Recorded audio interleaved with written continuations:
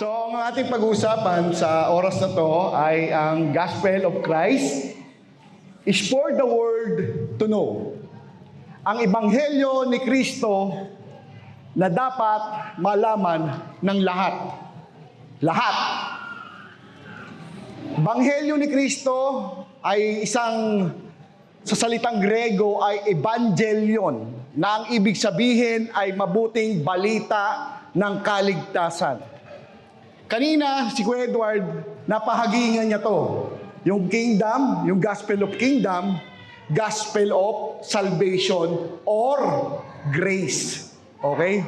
Gospel of grace na kung saan ang ating Panginoon Hesus ay namatay, inilibing at muling nabuhay na ikatlong araw. Ang ating teksto sa araw na to, bibilisan natin, 2 Timothy chapter 1, sabi rito, sapagkat hindi tayo binigyan ng Diyos ng espiritu ng katakutan, isa, kundi ng kapangyarihan at ng pag-ibig at ng kahusayan. Huwag mo nga ikahiya ang pagpapatotoo sa ating Panginoon, ni ako na bilanggo niya, kundi magtiis ka ng mga kahirapan dahil sa Ebanghelyo ayon sa kapangyarihan ng Diyos. Purihin ang salita ng Diyos. Tayo po'y sumantaling manalangin. Panginoon, maraming salamat po sa oras na to.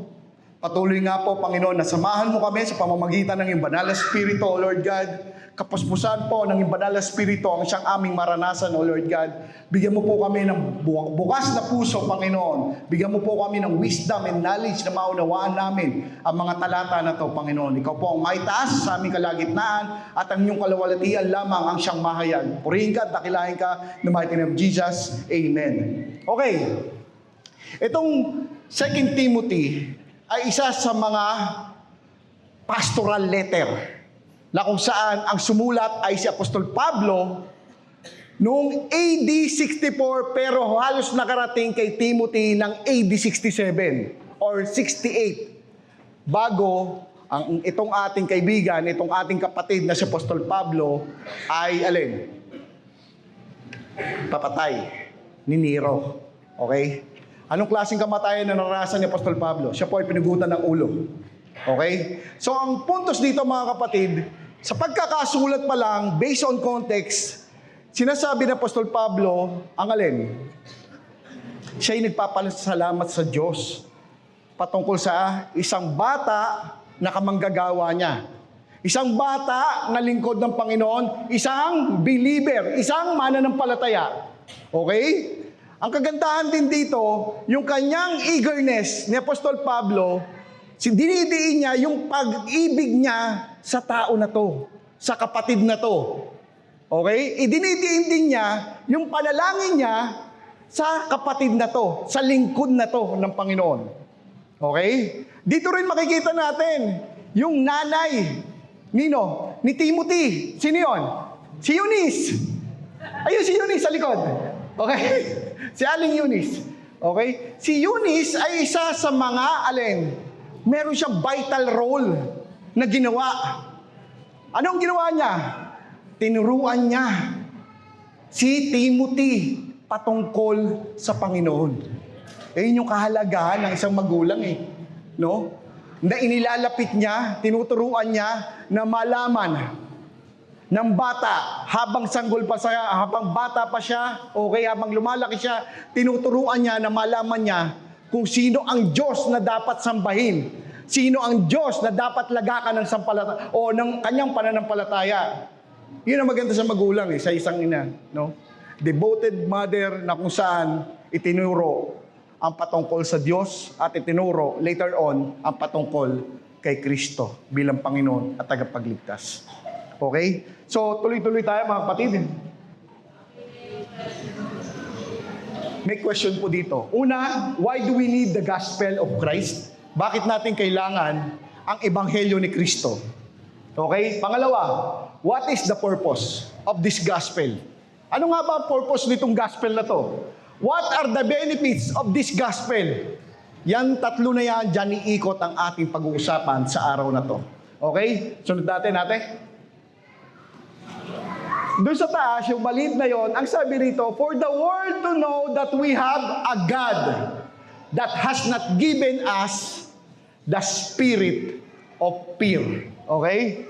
7a, sapagkat hindi tayo binigyan ng Diyos ng espiritu ng katakutan, at may mga katanungan dito.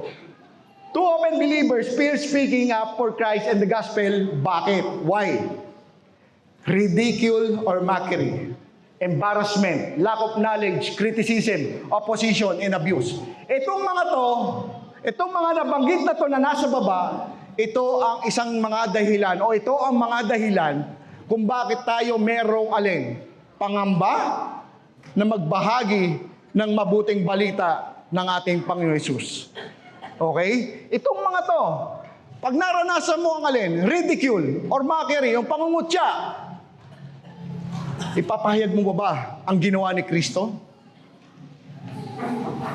Sasabihin mo ba sa kaibigan mo, sa pamilya mo, sasabihin mo ba sa office mate mo ang patungkol kay Kristo? Embarrassment. Pag ikaw ay kinukutya na dahil sa iyong pananampalataya, sasabihin mo ba si Kristo na iyong Panginoon at tagapagligtas? Lack of knowledge. Ano to? Meron tayo ditong BSA na tinatawag, no? Na kung saan ay ini-endorse to ng PCBC. Sa bawat mga kapatid ay binibigyan ng chance ng pag-aaral. Meron dito na small group patungkol sa moms, no? Young moms. Andyan si Ate Kim. Andyan si Ate Dayan for Legions. Andyan ang matanda sa iglesia, si Kuya Lito, sa pangunguna niya sa mga pag-aaral ng verse by verse. Lahat ng yan, isa sa mga tools na binigay ng Panginoon sa iglesia na to para para malaman natin ang aral ng katotohanan at hindi tayo maligaw. Kung titingnan natin ang konteksto nitong buong 2 Timothy at 1 Timothy, isa lang ang halos na binabanggit. Mag-ingat ka, saan? Sa aral mong daladala. Pag-ingatan mo ang aral na daladala mo. Bakit ganun ang laging paalala ni Apostol Pablo? Kasi nga merong under attack ang ebanghelyo ni Kristo. Under attack ang ebanghelyo na daladala mo. Anong under attack to? Wala namang umatake sa akin. Meron. Kaya ka nga natatakot Kaya ka natatakot na i-declare si Kristo dahil under attack ang ebanghelyo na daladala mo. Unang-una si Satan, pinipigilan niya na iaral mo ang mabuting balita ng kaligtasan. Ayaw niya na meron kang makasama sa kaligtasan na yan. At ang gusto ni Satan may makasama siya dun sa parusahan ng Diyos. Yun ang nakakalungkot dito, mga kapatid. Okay? So kung makikita natin, meron ditong opposition, may criticism dito, may abuse. Maraming naglipa ng maling aral. Aral na kung saan ay nagsasabi na sila ay ligtas. Pero pag tinanong mo sila kung saan sila pupunta, kung sakaling mamatay sila, ay hindi nila alam. Bakit? Because they have, own cultural background na doon sila kumakapit. Pangalawa, lack of knowledge sa salita ng Diyos. Lack of knowledge sa Ebanghelyo ni Kristo. Yun minsan po ang nangyayari. Pag sinabi niya, ligtas na ako Pero pag tinanong mo kung saan pupunta ang kaluluwa, hindi ko alam. Walang nakakaalam yan. Sabi ni Kuya Edward kanina dito, revealed. Revealed na sa panahon natin ang ginawa ni Kristo. Ang kailangan mo na lang, tanggapin at sampalatayanan si Kristo. Pero dahil sa sa pride mo, dahil sa kakulangan mo ng kaalaman, dahil sa embarrassment mo, ayaw mong tanggapin si Kristo. Natatakot ka. Pero may isang sikreto dyan. Ang lahat po ng mananampalataya, ang lahat ng tumanggap kay Kristo, ay meron siyang banal na spirito na nanahan sa Kanya. Tingnan natin. Second slide. Sisikapin natin matapos tayo ng 10:45. 7b, kundi ng kapangyarihan at ng pag-ibig. Can you imagine that? After na kumilala ka kay Kristo, after na tanggapin mo si Kristo, meron ka nito. Kapangyarihan at ng pag-ibig. Meron ka niyan. Kailangan mo lang alin? Makipag-fellowship ka sa mga kapatid. Matuto ka sa aral ng katotohanan at kusang lalabas yan. Ilalabas yan ng Panginoon sa'yo, yung kaloob na yan. The Holy Spirit infuses enormous power into the believer's spirit. Bakit? Power to face the strain of difficulties and trials. May kapangyarihan kang harapin ang lahat ng alin. Pagsubok man yan, ano ba? Mga difficulties sa buhay, may kapangyarihan ka mula nang tumanggap ka kay Kristo. Kapangyarihan na mapagtagumpayan ang mga pagsubok na yan. Okay? Power to stand firm in living and witnessing for Christ. Kuya Mar, nahihiya ako mag-share ng mabuting balita sa office ko. Baka kutsain nila ako. Baka mapahiya lang ako. May kapangyarihan ka. Na alin? Mag-stand firm. Saan? Witnessing for Christ.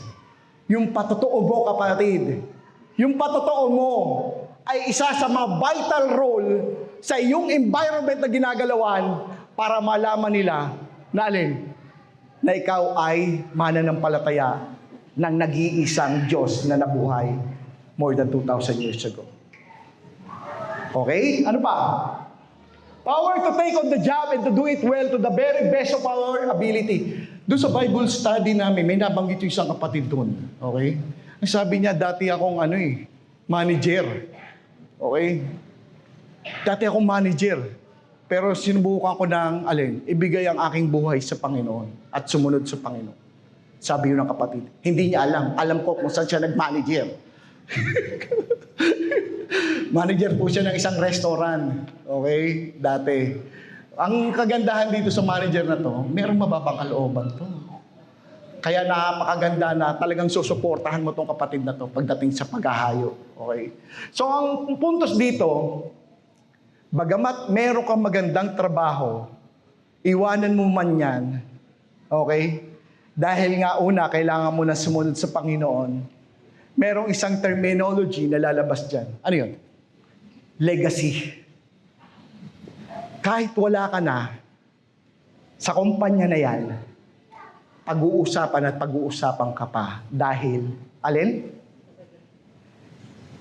The job and to do it well to the very best of our ability. Dahil nung time na nandun ka, ay alin, naging maganda ang iyong patotoo. Pangalawa, alin, naging best ka doon sa pinagkatiwala ng Panginoon sa iyo na trabaho.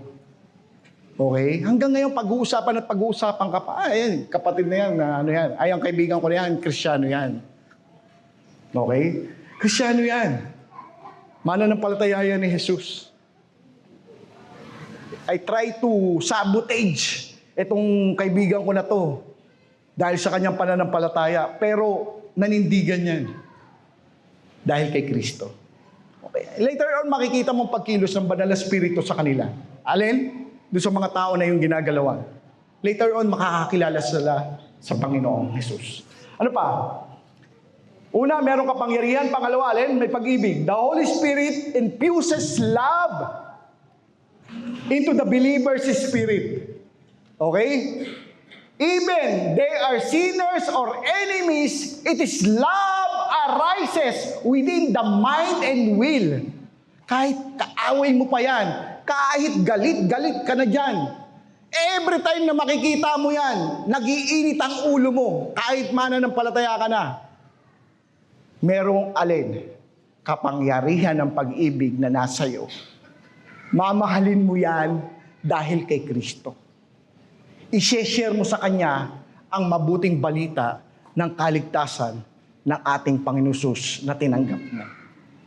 Kahit galit na galit ka na, kahit kaaway mo pa yan. Later on, okay, later on, makikita mong pagkilos ng Banal na Espiritu. Magiging, end of the day, magmimit kayo on the halfway. Kanino? Kay Kristo. Ano pa? Great love for people no matter who they are. Sabihin na natin, ikaw na yung pinakamakasalanan sa lahat. Ikaw na yung pinaka-chismoso sa lahat. O, hindi po chismosa yan. Chismoso po ang ginamit ko. Oh, may nagre-react sa kanya sa likod, may nagre-react na. Oh. Chismoso ang ginamit ko, kalalakihan yan. So meaning, kahit ikaw pa yung pinakamakasalanan dito mga kapatid, okay? Kaya mong mahalin ang kapatid. Kaya mong mahalin ang isang tao dahil kay Kristo. Dahil merong kang power of love na nasa iyo. Amen? Yan yung napakahalaga na hindi maunawaan ng sanlibutan. No? Na ikaw ay may kapangyarihan. Una, alin? Kapangyarihan. Pangalawa, alin? Meron kang pag-ibig. Kaya mong mahalin ang isang tao dahil unang-una, ayaw mo siyang mapahamak doon sa parusahan ng Diyos. Okay? Ayaw mo maparusahan siya. Kaya ang gagawin mo, i-share mo sa kanya yung ebanghelyo na tinanggap mo. Yung mabuting balita ng kaligtasan. Ano nga ba yung ebanghelyo? Kanina pa natin pinag-uusapan, si Kuya Edward nga binanggit na yan eh. Ang ebanghelyo ay ang mabuting balita ng kaligtasan. Na kung saan, si Kristo lamang ang gumawa. Ano yun? Siya'y namatay, inilibing, at muling nabuhay ni katlong araw. Yun ang mabuting balita ng kaligtasan na kailangang tanggapin ng lahat. Okay? Ano man ang katatayuan mo, kailangan mong tanggapin yan dahil yan ang susi para ka makarating sa piling ng Diyos Ama. Kung hindi mo gagawin yan, isa lang ang natanggap mo. Ano po yun? Yung alin, masamang balita. Masamang balita na ang lahat itinakda sa tao na mamatay na minsan pagkatapos ay alin? Paghuhukom. Ikaw po ay mamamatay, anuman ang edad mo, anuman ang kalalagayan mo sa mundo na to, ikaw ay haharap at haharap sa hukuman ni Kristo na kung saan kailangan kang alin? Hatulan ng destinasyon na parusahan ng Diyos. Nakakalungkot po yan pag namatay ka. Ang sabi nung isa kanina, napakaganda ng kamatayan nung isang kaibigan natin dahil unang-una siya ay walang sakit, wala siyang naramdaman, namatay na lang siyang kusa. Nakakalungkot po yan. Bakit po? Kasi kung namatay siya at hindi niya nalaman ang ebanghelyo ni Kristo, batik po yan punta sa parusahan ng Diyos. Yan ang nakakalungkot. Kung hindi niya kinilala, hindi niya tinanggap si Jesus bilang Panginoon at tagapagligtas ng kanyang buhay, yan ang nakakalungkot. Binangungot ka, wala kang tunay na relasyon sa Panginoon sa pamamagitan ng iyong pananampalataya kay Kristo. Nakakalungkot siya. Kaya hanggat maaari, hindi mo dapat alin. Hindi mo dapat ikahiya ang mabuting balita ng kaligtasan. Tuloy tayo, kapatid. Kahusayan, sound mind. The Holy Spirit infuses a sound mind.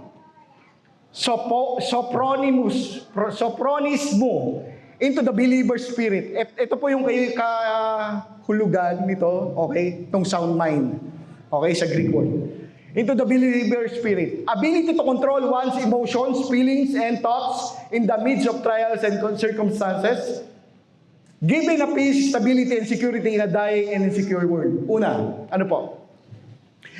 Yung sound mind, pag meron kang na-encounter na kung saan ay kinukutya ka, for example, sa Bible study, merong isang may alam dyan patungkol sa salita ng Diyos, pero walang tunay na pagkakilala sa Diyos. Sino yung mga yan sa Biblia? Sadducee, Pharisee, yung mga pare. Alam nila ang Biblia, pero hindi nila alam ang Ebanghelyo ni Kristo. Hindi nila alam na ang Ebanghelyo ni Kristo ay nakapagliligtas, nakapagbibigay ng tunay na relasyon sa Panginoon.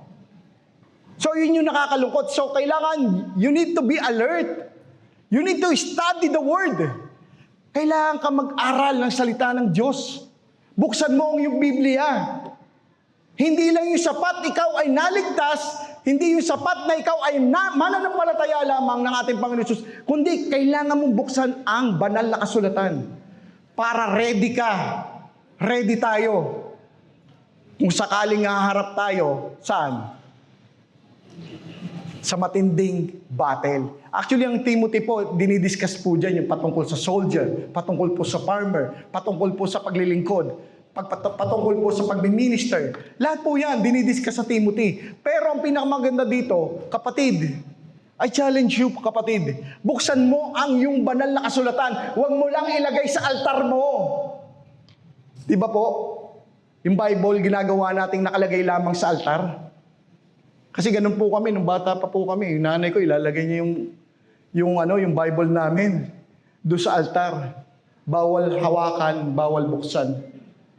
So yun yung nakakalungkot. Sa panahon natin, bukas na bukas ang alin? Ang sitwasyon. Pwede mo nang buksan. Pwede mo nang basahin. Sabi ng banal na kasulatan, saliksikin nyo ang kasulatan na doon nyo malalaman na kayo may buhay na walang hanggan. Paano mo sasaliksikin kung tinatambay mo lamang yan sa isang lugar, doon sa kwarto mo? Buksan mo. Para alin? Pag-aralan. At pag nag-aral ka, kakaroon ka ng alin? Tamang flow. Sound mind. Makakilos ng maayos ang banal na spirito sa buhay mo, sa buhay natin. Ano pa? Give a peace, stability, and security in a dying and insecure world. Kapatid, sa oras na to, yung mga nasa labas, yung sasabihin niya lang sa'yo paglabas mo dyan, ito na naman si born again. Ito na naman si mananampalataya daw. Pero ang buhay naman na hindi katulad ng buhay ng isang na kay Kristo. Nakakalungkot yan. So ang isang Kristiyano o sumampalataya kay Kristo, dapat siya ay, alin? Nag-uumapaw. Pag nag-uumapaw ang alin, kapayapaan sa kanya, isa lang ang ibig sabihin niyan, babad yan sa salita ng Diyos. Babad yan sa salita ng Diyos. Babad yan sa fellowship sa kapatid.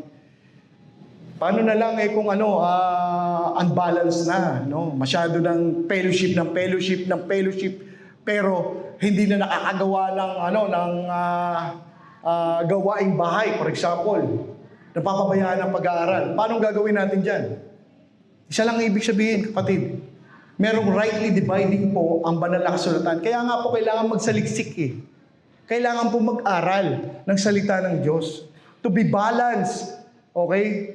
To use properly ang salita ng Diyos. May trabaho ka ngayon. Okay? Binigay sa iyo ang trabaho na yan, pinagkatiwala sa iyo. Pag-ibayuhin mo. Ibinigay sa iyo ng Panginoon yan Para alin? Makatulong ka sa pamilya mo. Pangalawa alin? Makatulong ka sa iglesia na kinagagalawan mo. Yun yung maganda rito Okay? May kapayapaan ka. Ano pa, kapatid? Sige, next slide please. List of people that we're going to encounter while we are witnessing the gospel of salvation. Meron tayong mga may encounter ng mga tao na kung saan ay talagang halos pigilan na ang paghahayag ng mabuting balita. Manipulator and taking advantage of generosity. Imamanipulate nila ang sitwasyon na akala mo sila ay mananampalatayang tunay pero ang katotohanan, sumusunod lamang sila dahil sa ibinibigay mo. Ibinibigay ng Panginoong Hesus. John chapter 6, verse 26. Kung may pagkakataon kayo, buksan niyo yan. Napakaganda niyan. Sumusunod lang sila. Okay? Dahil sa binibigay ng Panginoon. Pero wala talagang tunay na pananampalataya kay Kristo.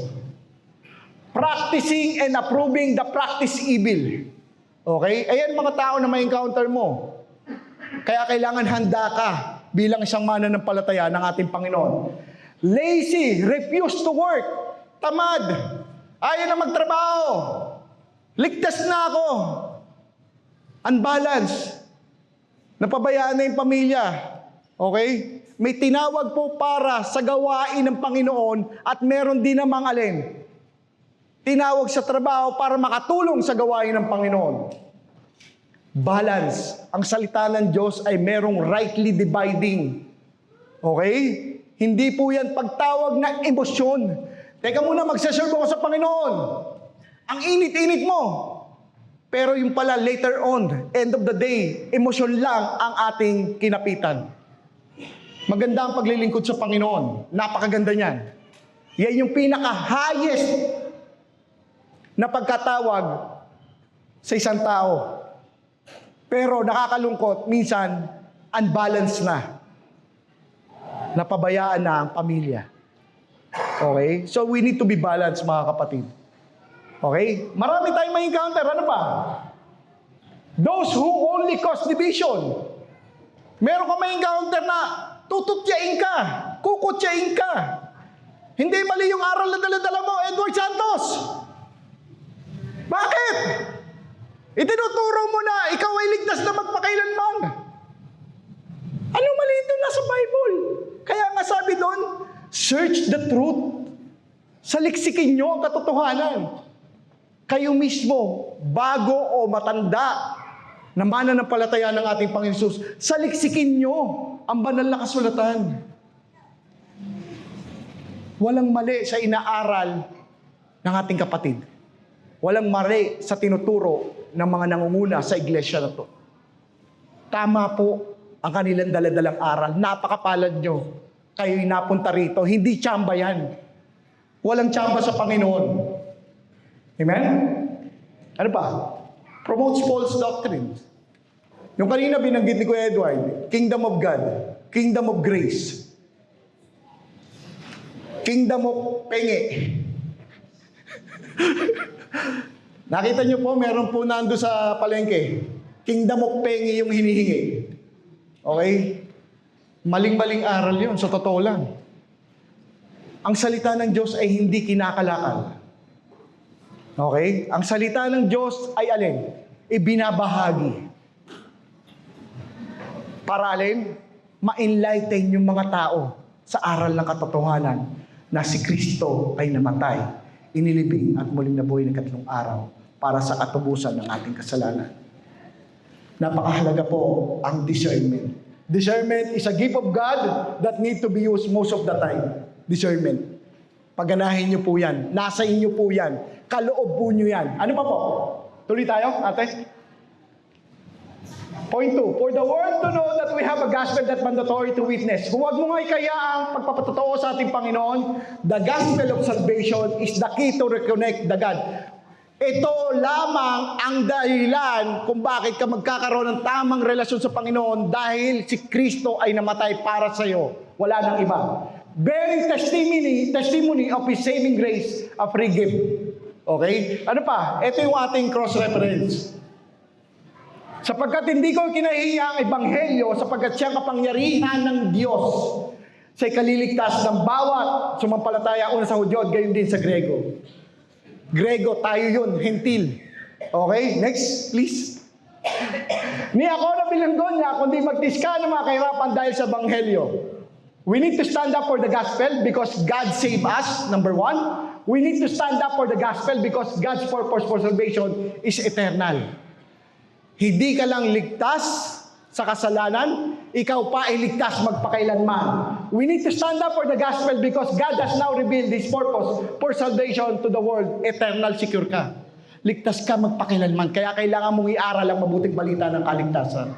Huwag mong kamkamin yan. Kailangan mong i-share yan. Ano pa? Ayon sa kapangyarihan ng Diyos, God has an attributes and characteristics that can sustain our needs. Siya lamang ang may kakayahan na ibigay ang pangangailangan mo. Lahat. Ilapit mo sa Panginoon, matik. Sasagot ang Panginoon according to His will, according to His timing. Based on God's purpose and grace, not our own merit. Yung grace na yan, sapat yun. Sapat ang grace na yan para masabing ikaw ay ligtas. Pero kailangan mo magkaroon ng ako faith. Kailangan mong tanggapin yan. Huwag mong palampasin. Kasi ang buhay ay maikli. Okay? Ano pa? Ito, ang maganda. Condemnation and justification constructed. Condemnation and justification. Source, from one first Adam, from one second Adam, sino yan? Si Jesus. Extend to all the many, to all by faith the many. Cause disobedience, trespass, obedience, ako faith, grace. Okay? Yun lamang ang susi para ikaw ay masabing ligtas. Yung act of faith mo dun sa grace na yan. Nature, judgment deserved. Hatol ka na sa condemnation. May hatol ka na. Impyerno na ang punta mo. Pero kay Kristo, pag tinanggap mo, meron kang alin? Free gift. Undeserved ka dyan. Okay? Undeserved ka dyan. Pero naging deserved ka mula nang tinanggap mo si Kristo. Measure, abounded. Yung sukat niyan, abounded sa condemnation. Lahat nagkasala at hindi nakabuot sa kaluwalhatian ng Diyos. Abound much more. After ng justification, abounds much more ka na. Tanggap mo na ang lahat-lahat ng package na ibibigay ng grasya na yan. Result, sin to date ang condemnation, righteousness, and life doon sa justification. Next slide please, ate. Now that we know the gospel of Christ, how do we respond? Total commitment is our reasonable service. Knowing that Jesus died for us, all we can do is to live for Him. Dapat mo nang malaman na ang buhay na to ay para na lang kay Kristo. Hindi na kung para kanino. When we became Christian, it is not about us anymore. It is all about Jesus. Yang tinanggap mo na yan, ang dapat mabuhay dyan, ang dapat makita dyan ay si Kristo na lamang. Next slide please. Are we ready to unlock our gifts to share the gospel? Di ko nababasahin to, pero tingnan nyo po, Romans 12:6-8, makikita nyo dyan na merong mga kaloob dyan. Kaloob na kung saan ay nasa'yo. Nasa'yo na yung kaloob na yan at napakahalaga na kailangan mailabas mo yan. Maglingkod ka kapatid sa ating Panginoong Hesus lamang. Paul's aim is to help each believer to grow spiritually. Do not let the hindrances come your way. Have a heart of servant like Apostle Paul. Share the gospel of salvation. Ibahagi mo ang ebanghelyo na yan. Kaya in-encourage ni Paul si Timothy na alin, ibahagi si Kristo. Okay? Ano pa? Next slide please. Jesus' death on the cross is the fulfillment of the gospel of salvation. For the world to know that we have non-fearing spirit, which mandatory to share the gospel of salvation, we are eternally secured 100% to God be all the glory. Itong nakakalungkot mga kapatid. Masyado na congest yung ating timing, pero isa lang ang iiwanan ko sa inyo sa oras na to. May kaloob ka. At yung kaloob na yon, kailangan lumabas sa iyo yan. Maglingkod ka kay Kristo. So paano paraan? Malawak ang alin? Ang ubasan.